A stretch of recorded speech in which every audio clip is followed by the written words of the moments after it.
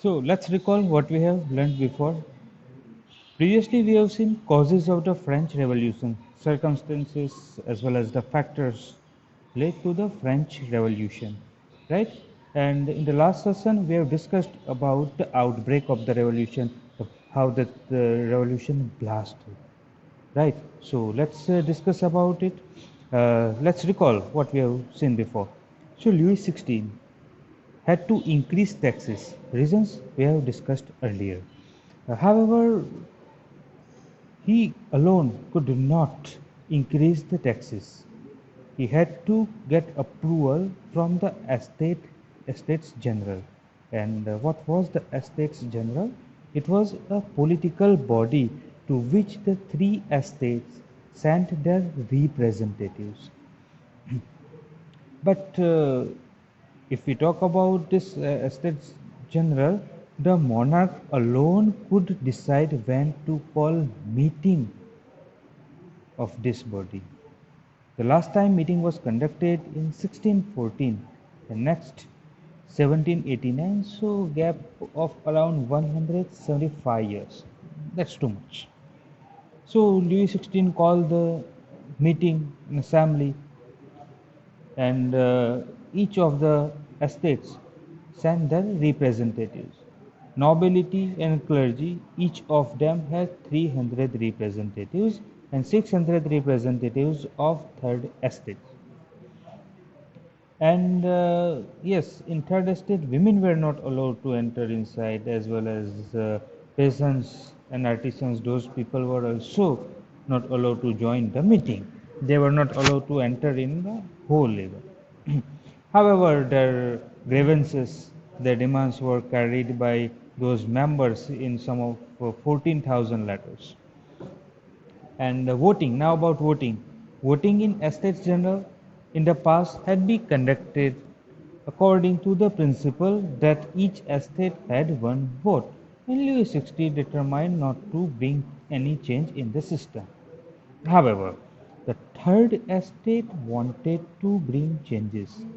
Estate wanted that one person, one vote, like the democratic principle, right? We know that one person, one vote, one value.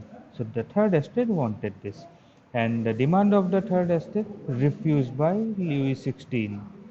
So the people, members of the third estate, walk out of the assembly in protest, and representatives of third assembly saw themselves as spokesmen of the French nation. They formed National Assembly on 20th June. On 20th June, they assemble in a hall in front of, in indoor tennis court in Versailles. They formed assembly called National Assembly and sworn not to disperse until they drafted the constitution, right? Which we have learned before. More, while the National Assembly was busy at Versailles drafting the constitution. Uh, Please repeat. I can't hear you. Can you hear me? Can you hear me? Please answer. Okay. So, while the National Assembly was busy at Versailles drafting, please turn off your audio. Who's there?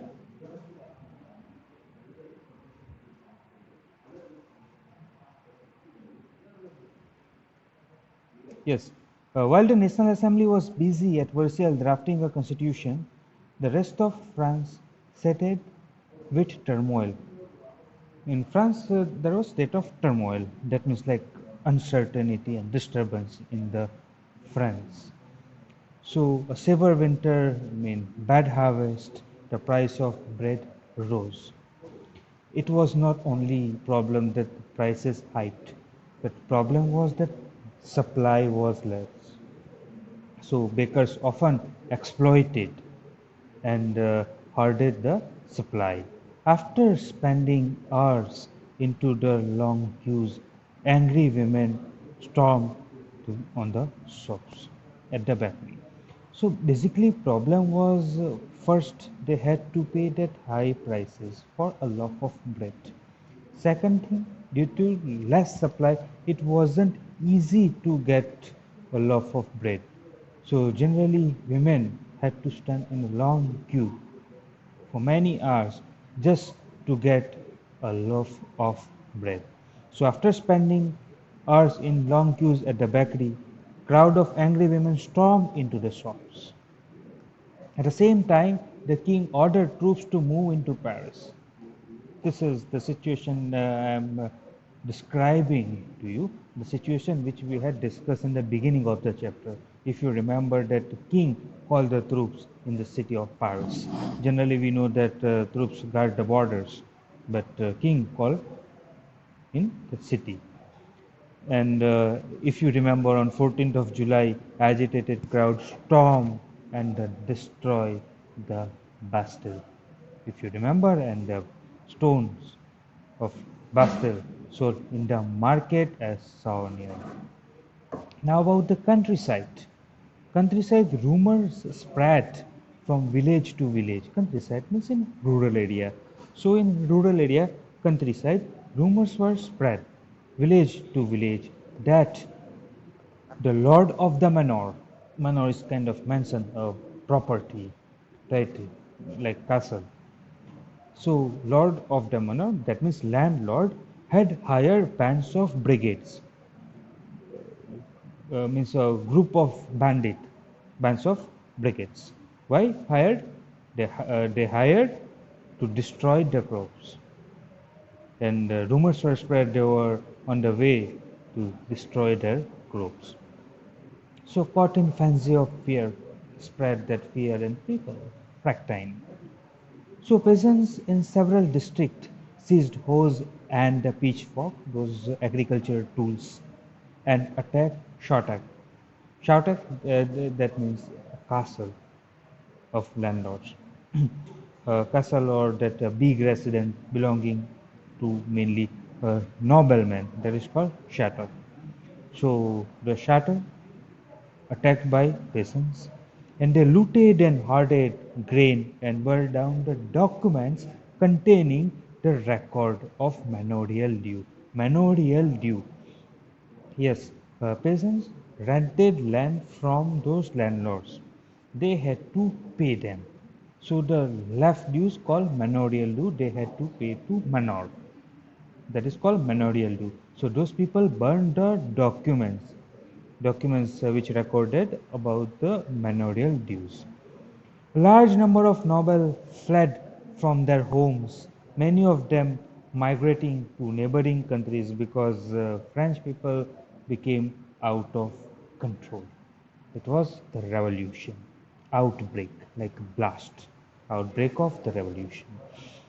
And uh, faced with the powers of this revoluting subjects, Louis XVI finally accorded recognition to the National Assembly and accepted the principle that his power would from now on checked by the constitution.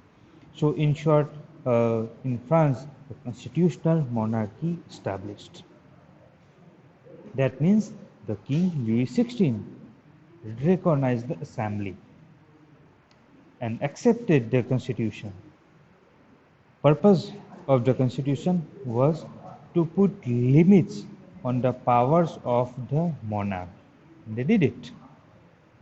They did it. As Louis XVI accepted the constitution, so his power now limited by the constitution, checked by the constitution. So constitution put limits on the limitless powers of the monarch. Before we know that monarch had unlimited powers. Right, all the powers concentrated in hands of monarch. Now those powers checked by the constitution. So now monarch had to work according to the principle of the constitutions. On the night of 4th August 1789, an assembly passed decree order abolishing the feudal system of obligation and taxes. As we had discussed about the feudal system, so feudal system now abolished by the law, as well as the taxes which third estate had to pay, so this taxation was abolished too. More members of the clergy, they had to, they were forced to give up their privileges. As we know that the clergy and nobility, those people had privileges. Now those privileges abolished, taken by those National Assembly. Taxes collected by the church abolished, and lands owned by the church were confiscated, taken by the state, and as a result, the government acquired assets worth at least 2 billion level. So this is about the outbreak of the French Revolution. As a result, in France, the constitutional monarchy established. So France became constitutional monarchy, not the republic, but constitutional monarchy. About the political system in the Constitution of 1791, we shall discuss in the next session. Thank you so much for joining this session. If you have any doubt, please forward. You can ask me.